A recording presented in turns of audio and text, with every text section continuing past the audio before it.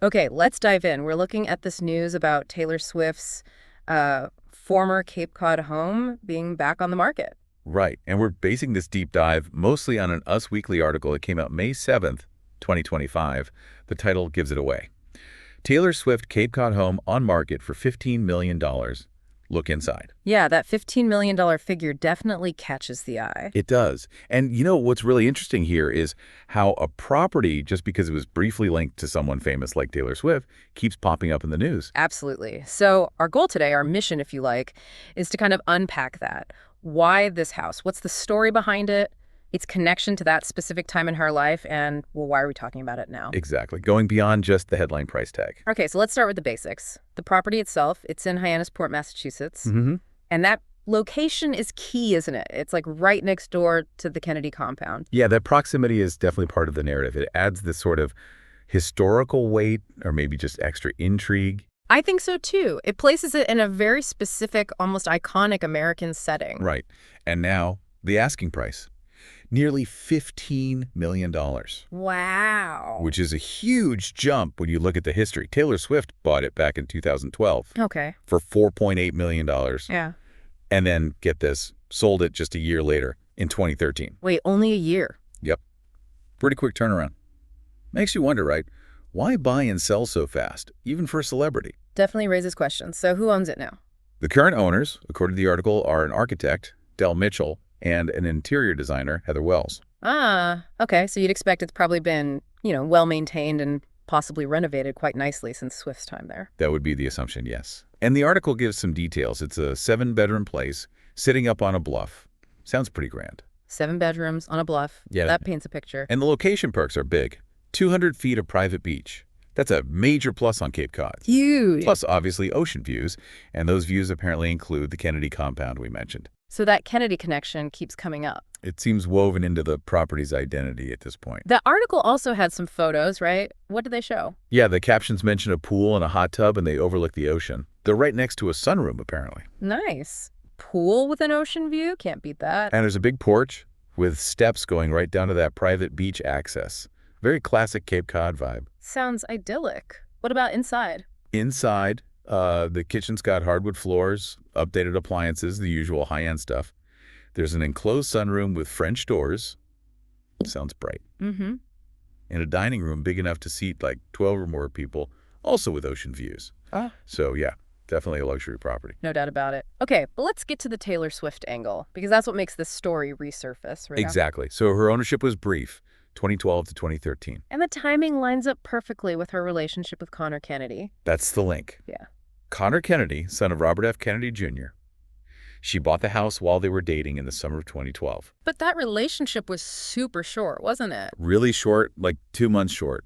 Us Weekly confirmed they split up, amicably they said, back in October 2012. 2 months. Wow. So she bought this huge, expensive house next to his family's compound during a relationship that lasted 2 months. Pretty much sums it up.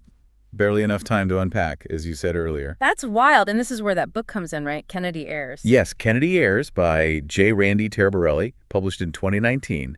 It offers, let's say, some alleged perspective on that relationship and the house purchase. What does it claim? Well, the book suggests Conor, who was only 18 at the time, felt a bit uneasy, or maybe nervous is the word used. Nervous about what? About Swift buying this massive house right next door, apparently just 6 weeks into them dating. 6 weeks. Okay, yeah, I can see how that might feel intense. According to a friend of Conor's quoted in the book anyway. This friend claims Conor liked Taylor, but the house thing made him nervous. Is there a direct quote? Yeah, the quote attributed to the friend is something like, "It seemed as if she was getting a little too attached, spending $5 million on a house just to be near the guy." Ooh, that's quite pointed. It is. It paints a picture of maybe different expectations or, I don't know, just the pressures of being young and dating someone incredibly famous who makes a huge gesture like that. For sure. It definitely adds a layer of maybe awkwardness or intensity to the whole story looking back. It offers one interpretation based on that source in the book. Right. You always have to consider the source, of course. Of course. But it's fascinating context for that quick purchase and then the equally quick sale a year later. It really is. And, life moved on for Swift. The article mentions her later relationships, Calvin Harris, Joe Allen. Right, before her current relationship with Travis Kelce, which blew up during the Arizo's tour last year. Yeah, so that 2012 period feel like a very specific, almost fleeting chapter in comparison. But one that left behind this multi-million-dollar piece of real estate with a story attached. Exactly. Which kind of brings us back to the present day. Why is this sale making headlines now? It's been over a decade, different owners. Well, the price tag has to be the main thing. $4.8 million purchase, now listed for nearly $15 million. Yeah. That's more than triple the price. It's a huge appreciation. And you have to ask, is that just the Hyannis Port market going crazy? Or is there something else? That's the million-dollar question, or rather the $15 million question, isn't it? How much of that increase is the market, the renovations, the location? Yeah. And how much is the Taylor Swift factor? I think that's spot on. The U.S. Weekly article certainly leans into the Swift connection heavily. While the Cape Cod market is strong, especially for waterfront property, that celebrity history adds this like intangible value, a kind of cultural cachet maybe. Does it make it more desirable to a certain type of buyer? Probably. You're not just buying a house, you're buying a house Taylor Swift owned, even if briefly during this talked about romance right next to the Kennedys. It's a story. It's definitely a story. And maybe that story translates into dollars in the high-end real estate world. Okay, so let's quickly recap what we've covered.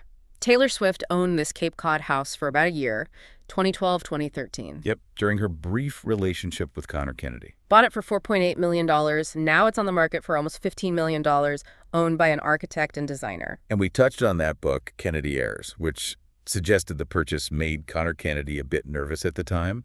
Adds a little drama to the backstory. Right. So wrapping this up, here's something maybe for you, the listener, to think about.